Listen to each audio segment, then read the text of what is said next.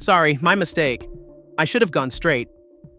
A phrase spoken over the radio that hides much more than just a simple misjudgment. What happened to Charles Leclerc in the opening phases of the Montreal weekend hit Ferrari like a bolt from the blue. But it wasn't just the crash at turn 3 that shook Maranello. It was everything that followed. The Canadian Friday turned into a nightmare within minutes. A seemingly minor error, a locked brake, a trip offline, turned out to be catastrophic. Leclerc's SF25 returned to the garage in one piece, but inside, it was a mess. The survival cell was damaged, the heart of the chassis compromised. The kind of damage you don't fix, you replace. Period.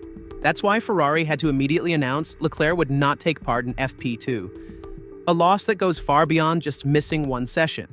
No long runs, no tests with different fuel loads, no tire comparisons, no data. And in a weekend already critical for Ferrari's season, it's a devastating blow.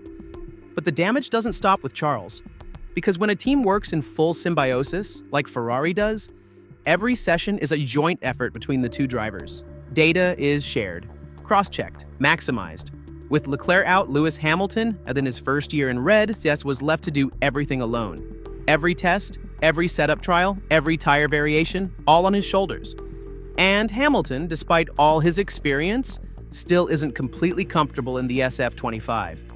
That became clear in FP2, where he finished only 9th, more than half a second behind his former teammate George Russell in the Mercedes, behind both Williams cars, behind Alonso's Aston Martin, behind Gasly's Alpine. A silent disaster, but a worrying one. It's not just about lap times, it's the context, the pressure. Ferrari arrived in Montreal already nearly 200 points behind McLaren in the constructors' standings. They haven't won a single race all season. And the Canadian track is anything but predictable. Tight, fast, and full of traps. You can't approach it without preparation. And right now, Ferrari is flying blind. Martin Brundle said it bluntly on air. This crash compromises Hamilton too. FP3 becomes critical. And he was right. Saturday morning session is Ferrari's only real opportunity to gather meaningful data.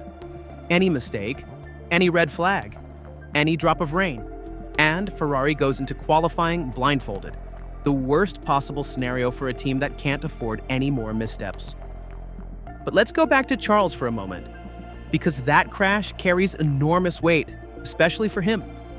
After weeks of solid performances, fast on Saturdays, sharp on Sundays, Leclerc came to Canada with the goal of fighting for something serious again.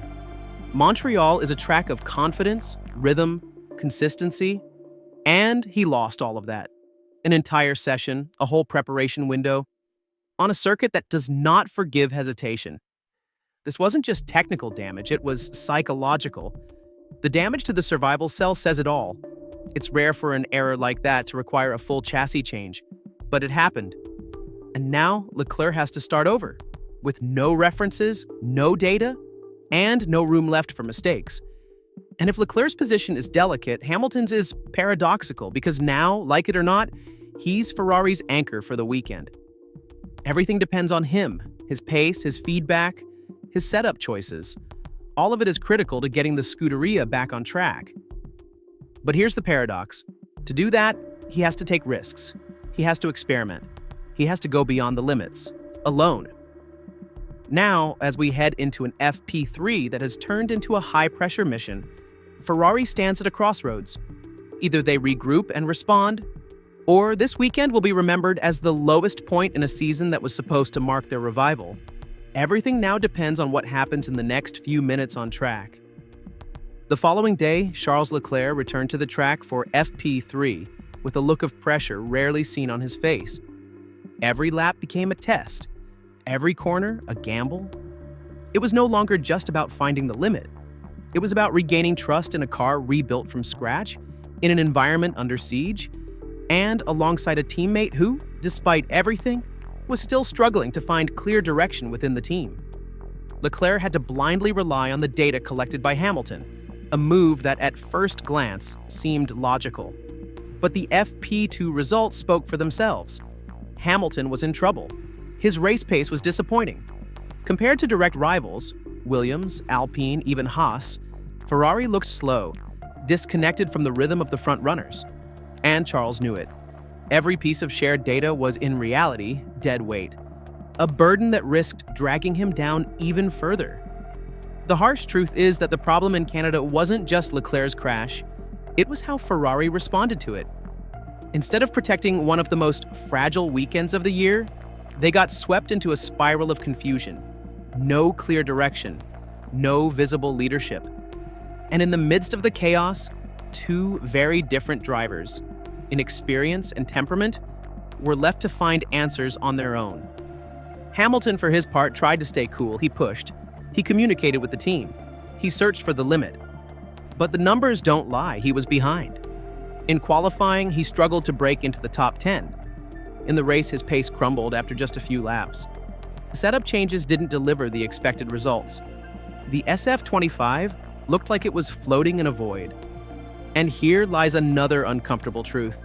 Canada was supposed to be the breakthrough race for Hamilton, the chance to take the lead at Ferrari, to turn promises into results. Instead, it became yet another weekend where he looked like a guest in a team that still doesn't speak his language. Far from home, far from himself. On the other side, Leclerc fought like a madman to bring his Ferrari back into the points. He took risks, attempted overtakes on impossible lines, but paid the price for the lack of rhythm. The damage caused by missing FP2 was visible in every lap. Uncertain tire management, abnormal wear, instability under braking, all signs of a weekend lacking proper preparation. And yet, amid all this chaos, one question stands out. Where are Ferrari's leaders? Why does the team fall apart every time pressure rises? Why do Leclerc and Hamilton seem to be driving for two different teams? One with no reference points, the other with no guidance. And no one stepping up to take control. Meanwhile, McLaren is flying. Red Bull is holding strong.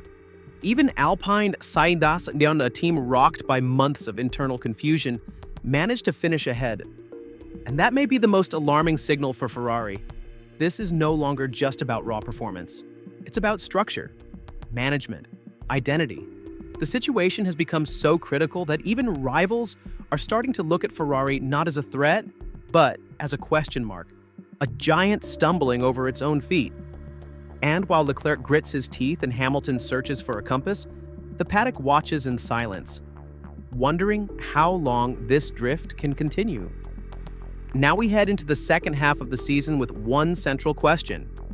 Was Montreal just an isolated incident, or a symptom of something much deeper? Can the SF25 still be a winning car?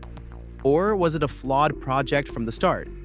And most importantly, can Hamilton and Leclerc truly coexist and build something together? Or are they destined to keep passing data without ever finding common ground? Time to answer is running out. The season won't wait, and every missed race, every wasted weekend is another blow to Ferrari's future. What they need now is a shakeup.